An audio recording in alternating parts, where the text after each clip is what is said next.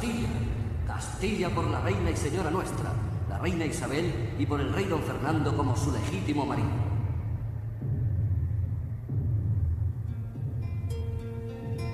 Casi 30 años han pasado desde entonces, pero es tan vivo el recuerdo que parece hubiera sucedido el día anterior. Desde que los médicos le han recomendado reposo, la reina Isabel ve desfilar uno tras otro, a veces sin quererlo, los momentos decisivos de su vida. Castilla, Castilla, Castilla por la reina y señora nuestra, la reina Isabel, y por el rey don Fernando como su legítimo marido.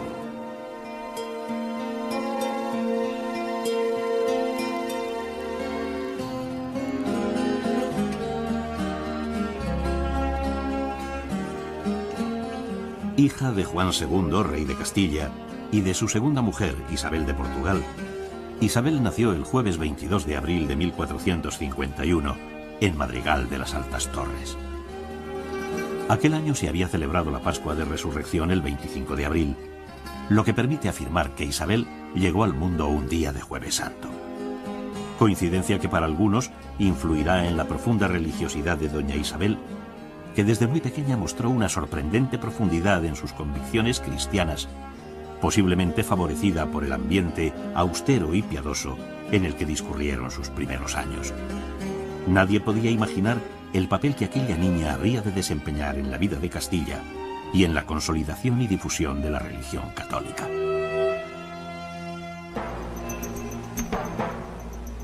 Cuando aún no había cumplido los 4 años, murió su padre, el rey, heredando la corona a su hermanastro Enrique, que reinaría como Enrique IV.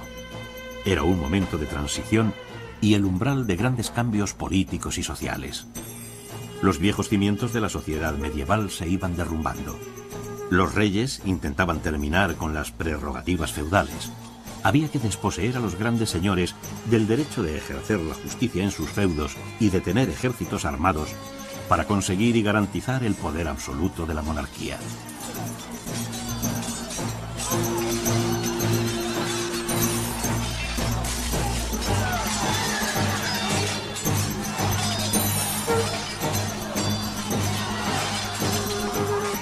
Enrique IV trató de controlar la oligarquía nobiliaria, buscando el apoyo de las ciudades, de los conversos y de la nobleza media urbana. Se rodeó de hombres fieles a los que distinguió en detrimento de los nobles tradicionales, que reaccionaron violentamente en contra de la institución monárquica. Uno de estos nobles, don Juan Pacheco, marqués de Villena, al comprobar cómo Enrique IV nombraba a uno de sus más fieles servidores, Beltrán de la Cueva, maestre de Santiago, cargo al que él aspiraba, tramó la venganza. Amigo de la infancia de Enrique IV, Villena será sin duda el personaje más intrigante de la época, el hombre que consiguió doblegar la voluntad del monarca a su antojo. Para ello comenzó difundiendo la noticia de que la princesa doña Juana no era hija del rey Enrique IV, sino de Beltrán de la Cueva. Después convencerá al rey para que realice un cambio en la línea sucesoria. Y así, Enrique IV designará a su hermanastro, el infante don Alfonso, hermano de Isabel, heredero del trono y maestre de Santiago, con la condición de que éste se casara con la princesa doña Juana.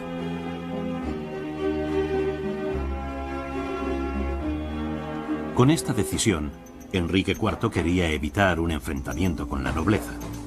Pero no había transcurrido un año cuando se produce un acto vergonzoso que pasaría a la historia como la farsa de Ávila. En una especie de escenario situado en el exterior de las murallas de Ávila, los nobles colocaron a un muñeco, lo vistieron de rey y al grito de «¡A tierra, puto!» lo derribaron. En aquella grotesca ceremonia, el marqués de Villena y la nobleza destituyeron a Enrique IV y proclamaron rey de Castilla a su hermanastro, el infante don Alfonso. Era la declaración de guerra civil. Pero en aquella contienda no hubo vencedores ni vencidos. El fallecimiento repentino del infante don Alfonso iba a influir decisivamente en los destinos del reino y también en el porvenir de la princesa doña Juana. A los nobles rebeldes poco les importaba el infante don Alfonso. Lo único que les interesaba era quitarle el poder a Enrique IV. Inmediatamente buscaron sustituto para el infante fallecido, alguien que pudiese tener derecho a la corona. Y fue entonces cuando pensaron en la infanta Isabel. Pero a diferencia de su hermano, doña Isabel no aceptará la propuesta de los nobles que pretenden proclamarla reina. No. Ella sabía que no era aconsejable seguir el juego al marqués de Villena. Doña Isabel cree que hizo lo correcto. ¿Cómo iba a fiarse de unos personajes que solo perseguían y defendían sus propios intereses? Además, ella no quería disputarle el trono a su hermanastro, ni sacrificar a los castellanos en un enfrentamiento civil que solo produciría dolor. Pero Isabel sí exigió a su hermanastro, el rey, que la declarara princesa de Asturias. Ella debía ser reconocida como heredera. Pero legalmente, ¿le correspondía a ella la corona?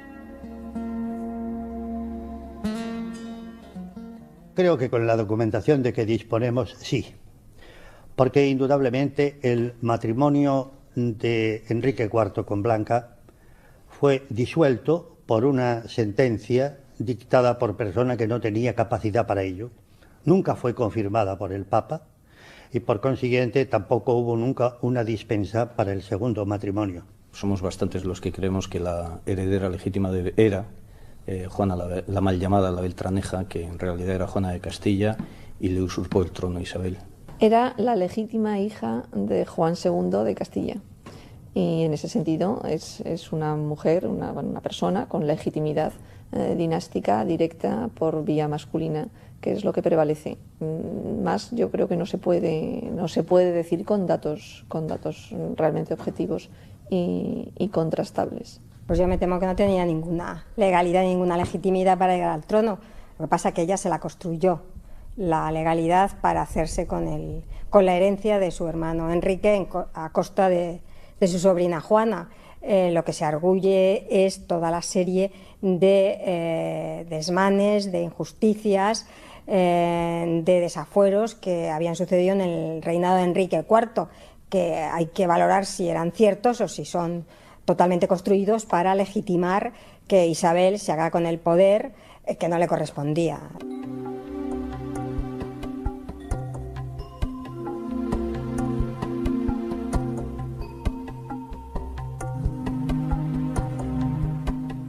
Jamás olvidará el lugar donde sus deseos empezaron a convertirse en realidad. Corría el mes de septiembre de 1468, cuando en Guisando doña Isabel era reconocida como princesa de Asturias, legítima heredera.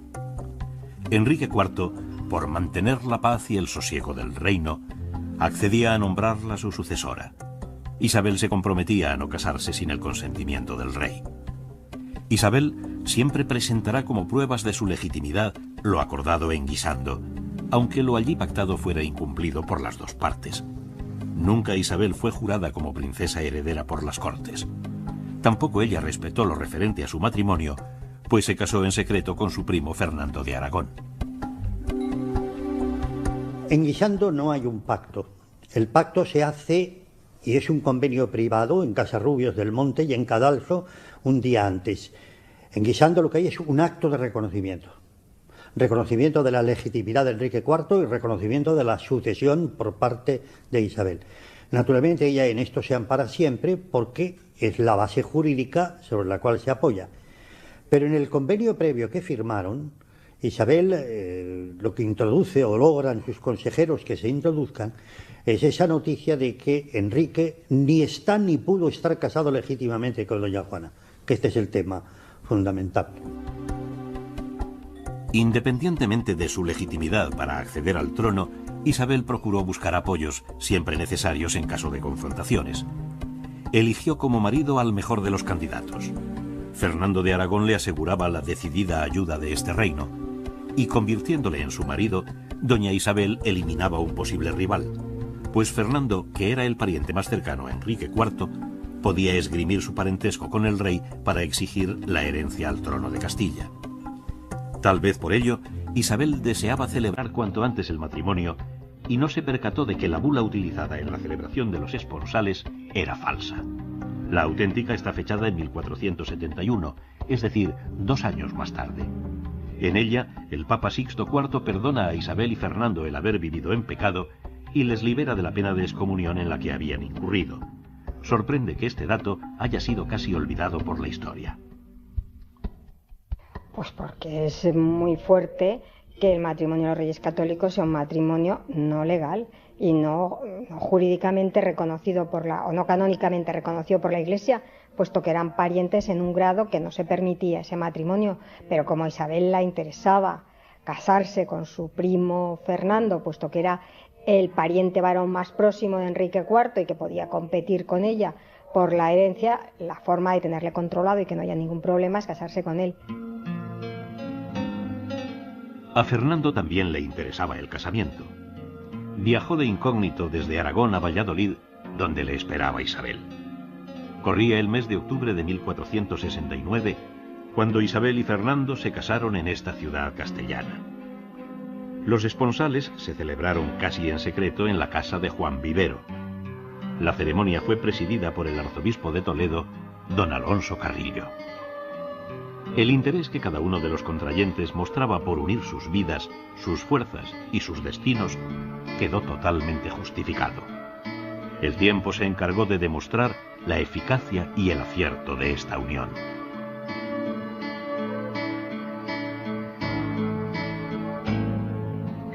A doña Isabel le inquieta pensar que Fernando quiera volver a casarse cuando ella se muera. Ay, si don Juan viviera. Aún siente dolor físico al recordar a su hijo, el príncipe Juan, muerto en plena juventud. Pero Dios así lo había querido. Qué distinto sería todo si Juan estuviera a su lado para hacerse cargo del gobierno. Fue el primero de sus hijos en morir. Después sería su primogénita, Isabel, la que fallecería al dar a luz a un niño, que muy pronto los abandonó para reunirse con su madre en el más allá. A la reina católica le preocupa el futuro de sus reinos. No hace más que darle vueltas a aquel extremo del texto leído en las Cortes de Aragón, cuando su hija Juana y el esposo de esta, Felipe, fueron reconocidos como herederos. En la declaración se decía que a la muerte del rey Fernando, ellos heredarían la corona aragonesa, pero a diferencia de Castilla, añadían que si Fernando engendrara un legítimo hijo varón, este sería el heredero. No, eso no sucederá jamás. La unidad peninsular es necesaria. Ella y Fernando han trabajado tanto por conseguirla. La reina recuerda su primer triunfo como soberana al vencer a los partidarios de su sobrina, doña Juana. Doña Isabel quiso que la ciudad de Toledo fuera el escenario para levantar San Juan de los Reyes, que quedaría en la historia como el testimonio de aquella victoria frente a Portugal.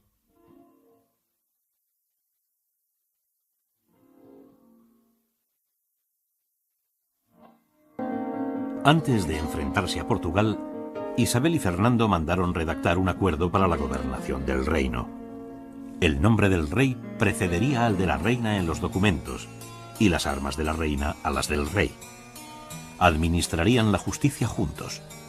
En el caso de encontrarse separados, cada uno conocería las causas por su cuenta. El acuerdo era favorable a Isabel, aunque en el transcurso de la guerra, Isabel concedió al rey Fernando amplios poderes, aunque siempre dejó muy claro que la reina era ella. A pesar de ello, Fernando siempre defenderá los intereses de su mujer como propios.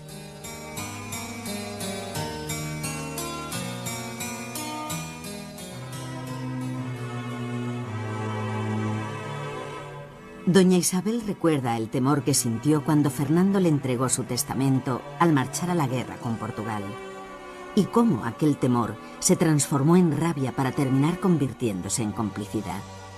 Fernando le pedía que se ocupara de sus hijos naturales y de las madres de los mismos, y ella había aceptado en un intento de corresponder a Fernando por el peligro al que se enfrentaba en el campo de batalla defendiendo los intereses castellanos.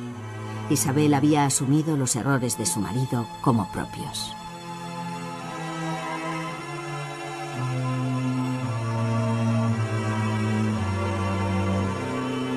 Isabel y Fernando eran dos personas inteligentes con intereses y proyectos en común que se apoyaron de forma incondicional.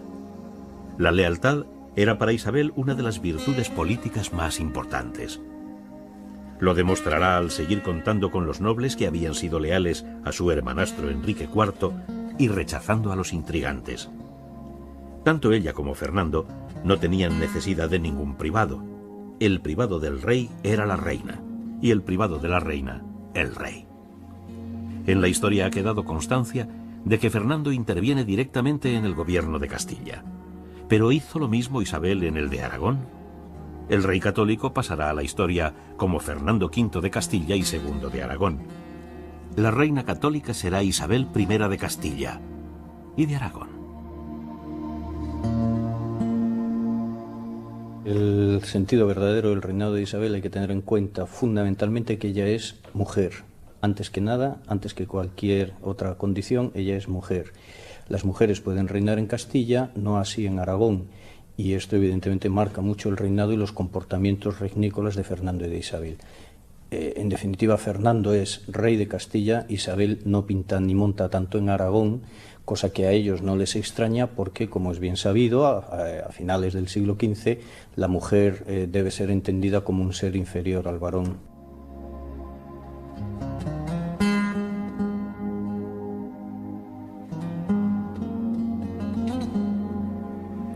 Lo cierto es que Isabel y Fernando formaron una pareja real muy unida, aunque un tanto atípica entre las de aquel tiempo, porque los dos eran reyes titulares, y si bien ambos defendían los mismos intereses y tenían un proyecto en común, los problemas de sus respectivos reinos no incidían en los monarcas con la misma intensidad.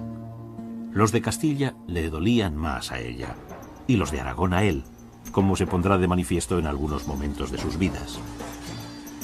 A lo largo de los 10 años que duró la Guerra de Granada, la reina doña Isabel siempre mostró su prioridad para llevar a efecto la conquista ante los también graves problemas de la corona de Aragón en el Rosellón.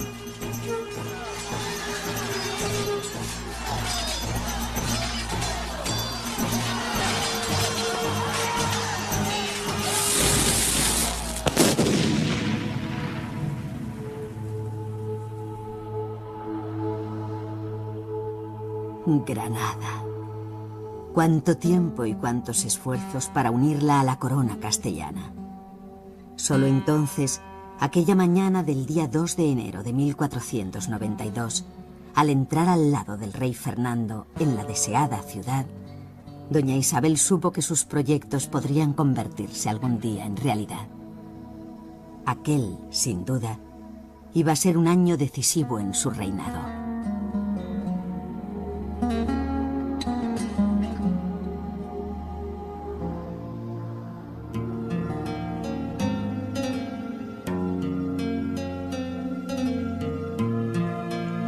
Después de 10 años de contienda, los reyes católicos recibían las llaves de la ciudad de manos de Boabdil, el último rey moro de Granada. La cristiandad entera celebró la conquista, que sin duda constituía uno de los mayores triunfos de la fe católica.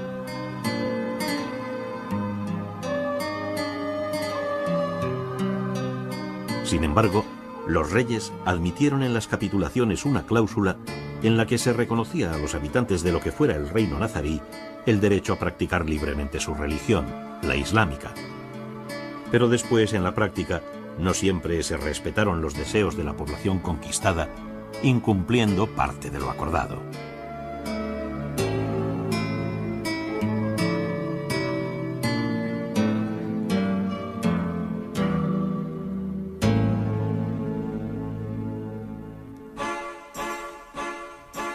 El problema que se les presentaba a los reyes de cara a la unidad de sus reinos adquiría connotaciones religiosas. En aquel tiempo, solo quienes profesaban la misma fe podían ser considerados como súbditos de pleno derecho. Así pues, el islamismo y el judaísmo se convertían en peligros para la estabilidad monárquica.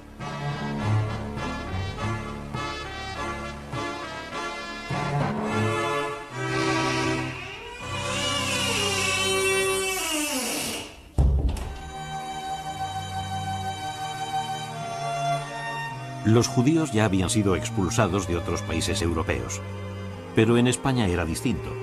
Los reyes contaban entre sus mejores asesores y colaboradores con miembros de esta comunidad. Pese a ello, a los 3 meses de la conquista de Granada, los reyes católicos expulsan a los judíos de España.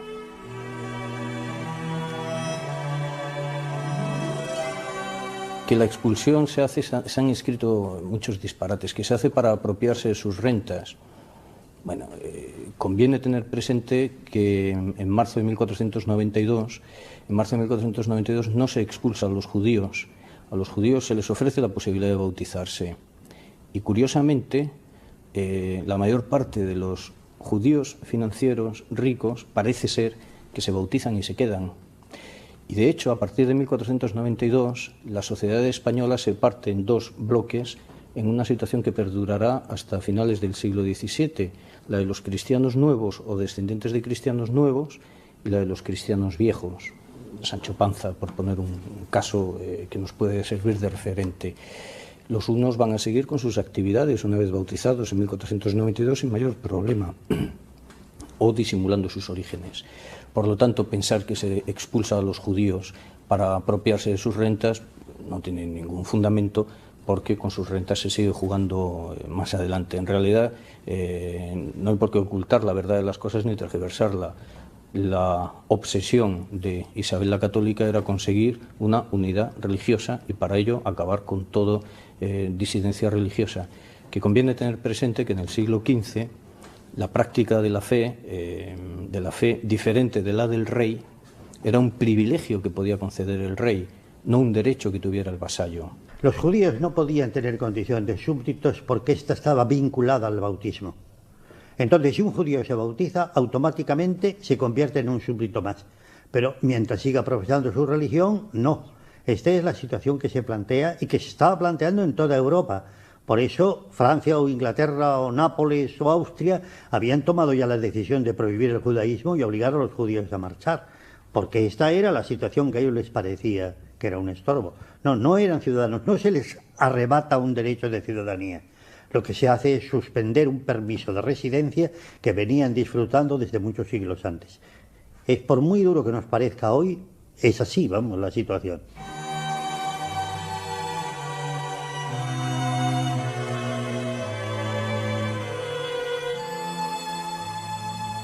Mucho se ha criticado la decisión de los reyes católicos de expulsar a los judíos de una tierra que consideraban suya.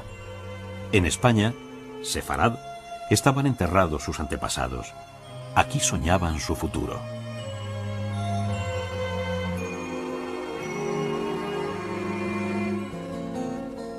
A doña Isabel le hubiese satisfecho que ninguno de los miembros de la comunidad judía abandonara el reino. Pero era necesario que se convirtieran a la verdadera fe. Algunos lo entendieron como Abraham Senior y toda su familia, que decidieron abrazar el catolicismo. Otros siguieron el ejemplo de Isaac Abravanel, optando por el exilio. Y desgraciadamente, hubo quienes se quedaron con la intención de seguir practicando en secreto sus creencias. Aquellos que se convertirían en el objetivo prioritario de los inquisidores, que implacables les hacían pagar su pecado por abrazar una fe y seguir practicando otra. Eran tiempos difíciles. Sin embargo, en siglos anteriores, judíos, cristianos y musulmanes vivían en armonía. Pero, ¿realmente sucedió así?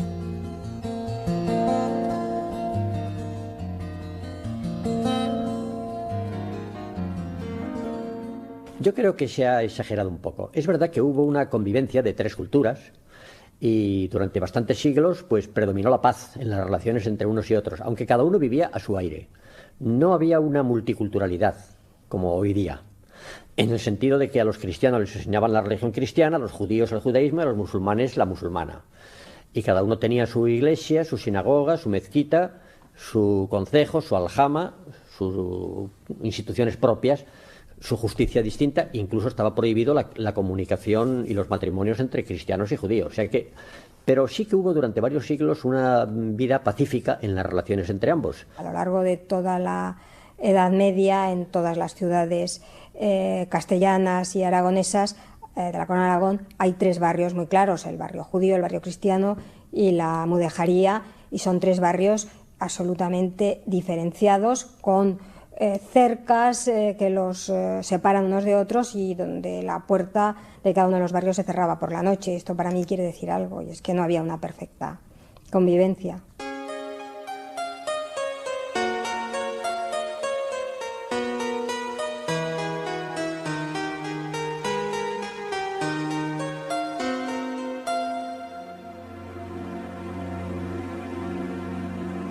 Doña Isabel siempre había defendido y seguiría haciéndolo hasta el último aliento de su vida la religión católica. Lo haría a pesar de la postura de algunos pontífices que parecían tener más en cuenta las protestas de los herejes que las de los propios católicos. A veces le parecía que al Papa se le olvidaba que era él quien tenía la obligación de defender la fe y poner fin a la amenaza de la herejía.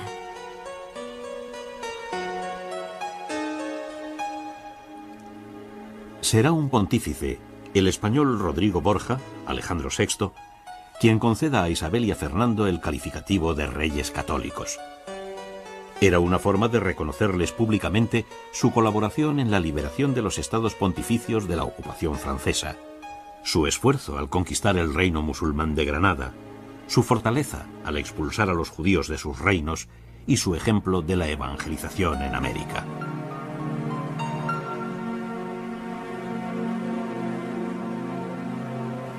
Resulta sorprendente observar cómo la tradición siempre ha dado todo el protagonismo de la conquista del Nuevo Mundo a la reina católica. ¿Quién no ha escuchado alguna vez que doña Isabel se vio obligada a vender las joyas de la corona para poder financiar el viaje colombino?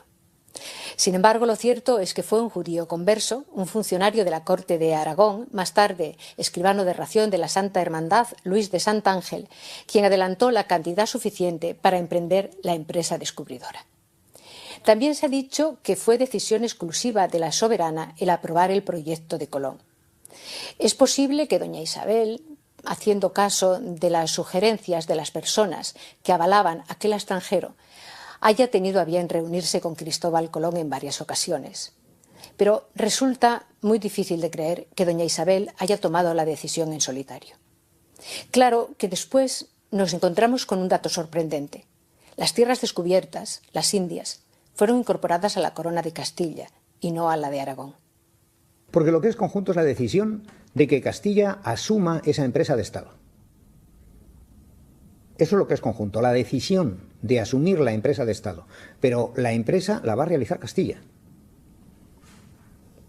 Es simplemente manifestar el rey que está de acuerdo con que la corona de Castilla se embarque en esa aventura.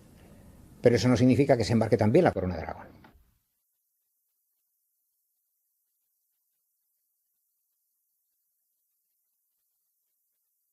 Le hubiese gustado a ella conocer las tierras descubiertas. Muchas veces doña Isabel se había imaginado a las carabelas surcando los mares hacia lo desconocido. Sabía que era una empresa arriesgada en la que muy pocos creían. Pero estaba contenta de haber apoyado el proyecto de aquel tenaz extranjero. El viaje a través del océano había sido un éxito al conseguir su objetivo. La bandera castellana ondeaba en las tierras descubiertas, que ya formaban parte de la corona de Castilla. A la alegría por el regreso de Colón siguió el desconcierto ante la postura de éste que intentaba vender como esclavos a los indios. Doña Isabel creía que los indígenas deberían ser considerados como hombres libres, súbditos de la corona. Solicitó a la Junta de Letrados se pronunciara sobre el tema. El veredicto contrario al tráfico de esclavos hizo que muchos de los indios vendidos fueran rescatados y devueltos libres a su tierra.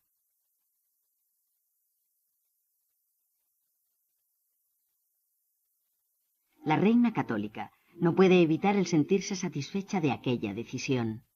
Reconoce que su esposo, el rey, la había apoyado. Pero ¿qué hará Fernando cuando ella desaparezca? Isabel, a la hora de pensar en sus reinos y en los seres queridos que la sucederán, introduce algunos cambios en sus disposiciones testamentarias y así, sin tocar la incorporación de las Indias a la corona de Castilla, decide le sea entregado al rey Fernando, su esposo, con carácter personal y vitalicio, la mitad de las rentas procedentes del Nuevo Mundo. Esta disposición testamentaria no fue del agrado de Fernando, que ensayó una nueva redacción e interpretación, pasando de la mitad de las rentas a la mitad de las islas, Indias e tierra firme.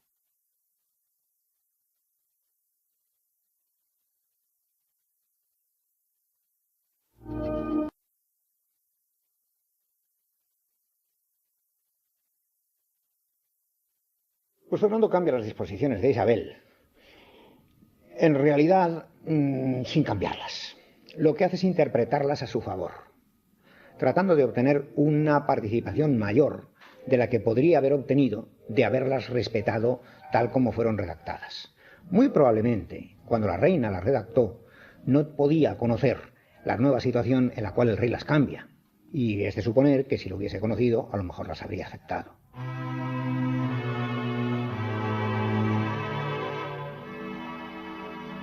Es posible que sí. Seguro que doña Isabel aprobaría las modificaciones hechas por su esposo. Siempre fueron un matrimonio ejemplar en cuanto a la unanimidad en todas sus decisiones. La reina confiaba en Fernando y sin duda habría respaldado las medidas que éste tomó al quedarse viudo, aunque cuesta creer que estuviera de acuerdo con la decisión de su querido y admirado esposo de casarse inmediatamente para intentar tener un hijo varón que heredase la corona aragonesa. ¿Dónde quedaban sus proyectos de unidad de los reinos?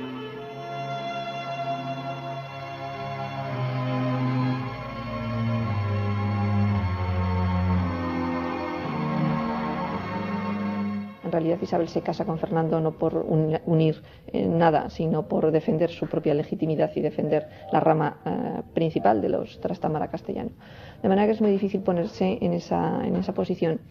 Sin embargo, es muy probable que Fernando actuara de esta manera, llevado sobre todo por el afán de defender lo que es su herencia, lo que es también su legitimidad dinástica, que es Aragón, visto que Castilla no ha podido realmente hacerse con Castilla, porque Castilla tenía su reina y su propia heredera, que es Juana.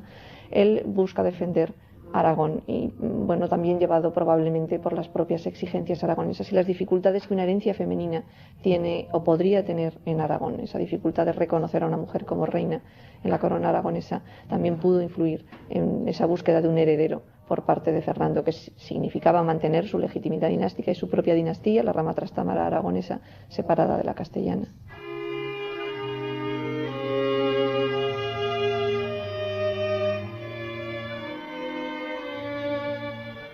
Doña Isabel teme que su hija, doña Juana, no pueda o no quiera hacerse cargo del gobierno, pero es a ella quien debe nombrar su heredera.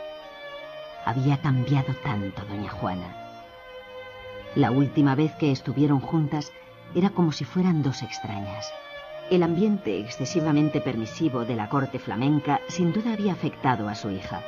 Tampoco le agradaba a doña Isabel la influencia que su yerno Felipe podía ejercer sobre doña Juana.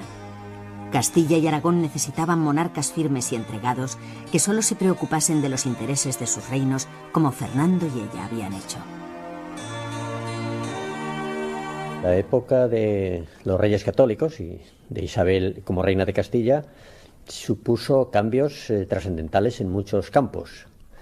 Hombre, no es exactamente que desaparecieran los vínculos feudales, pero sí es cierto que la nobleza, que seguía teniendo un poder económico y social muy grande, muy prestigioso, perdió influencia política, en el sentido de que van a ser los reyes los que monopolicen prácticamente el poder político.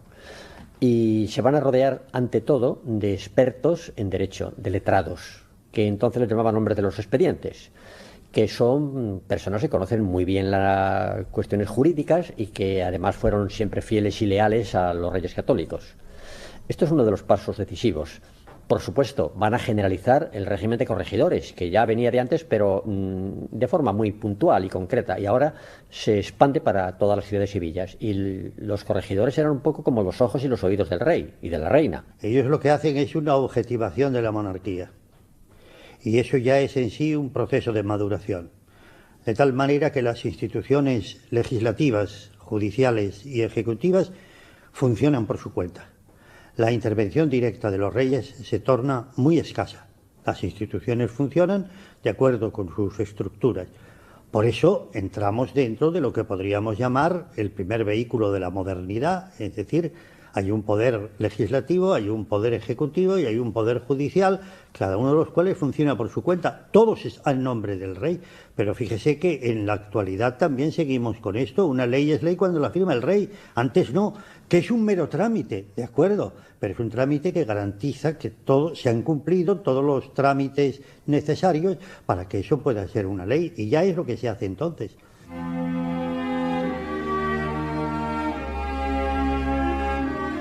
Doña Isabel no se siente defraudada al hacer balance de su vida. Luchó por aquello en lo que creía. Pero hay algo que le preocupa. No está segura de que su hija Juana pueda desempeñar un buen papel. Pero ahí está Fernando.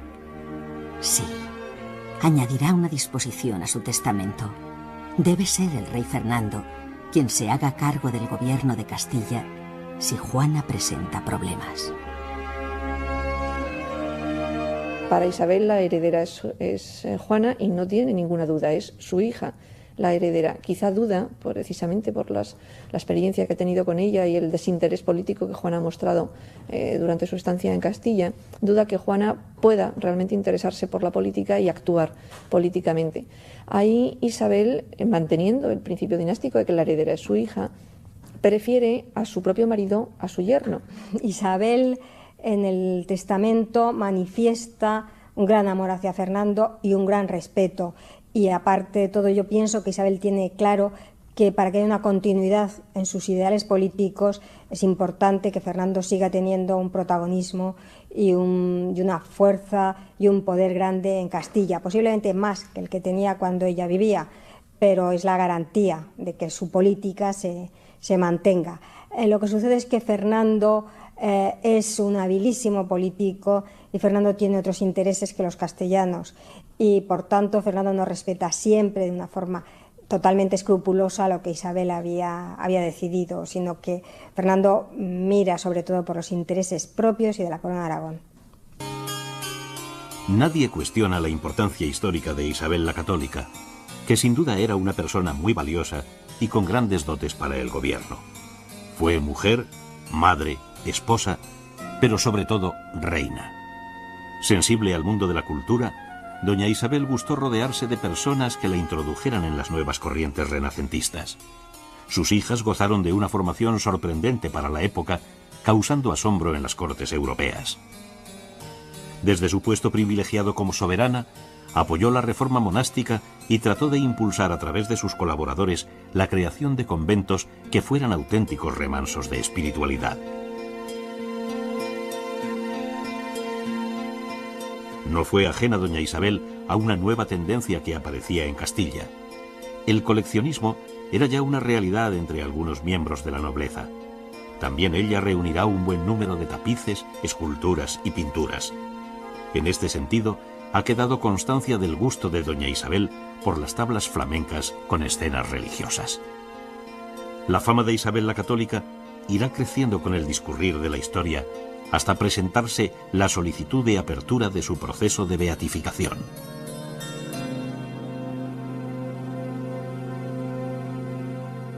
Pues yo pienso que es una faena para Isabel el que se la proponga como santa. Isabel tiene un valor grandísimo como reina, como una mujer que quiso el poder y que lo ejerció con una dedicación y una inteligencia grandísima. Beatificación y luego canonización, porque se supone que se pretende que se la haga santa. Este es un tema en el que yo no puedo entrar porque, claro, no depende de mí, depende de la Iglesia. No me parece oportuno. Yo creo que una persona que tiene que tomar decisiones de gobierno es una persona que tiene que ser juzgada en función de esas decisiones de gobierno, que se podrán entender, comprender, rechazar, pero trasladar eso al terreno de la interioridad religiosa, proponiéndolo luego como modelo de conducta a los demás, me parece muy peligroso. La beatificación es una cuestión relacionada con la creencia religiosa y con la Iglesia, por lo tanto creo que son dos campos distintos en los que, bueno, yo respeto lo que la Iglesia diga o haga, pero donde me parece que mi opinión pues no debe entrar. Con respecto a la beatificación, yo como historiador no tengo nada que decir. A los santos los hacen los teólogos y no se hacen por referéndum nacional ni cosas por el estilo. Allá ellos. Yo es un tema del cual no puedo hablar, porque da la casualidad de que soy uno de los testigos del proceso y se me han hecho advertencias muy importantes de que no puedo decir una palabra sobre el tema. Me parece que es algo que pertenece a la Iglesia y yo confío mucho que la decisión que la Iglesia tome en un sentido o en otro sea la más correcta y la más acertada.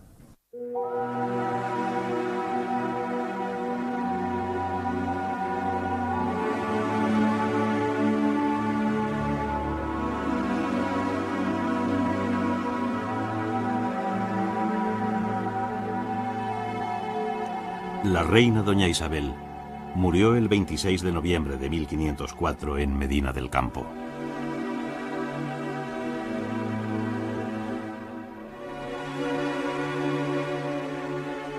Después de las honras fúnebres, de los distintos oficios de difuntos, el cadáver de la reina fue llevado a Granada, donde ella quería descansar eternamente.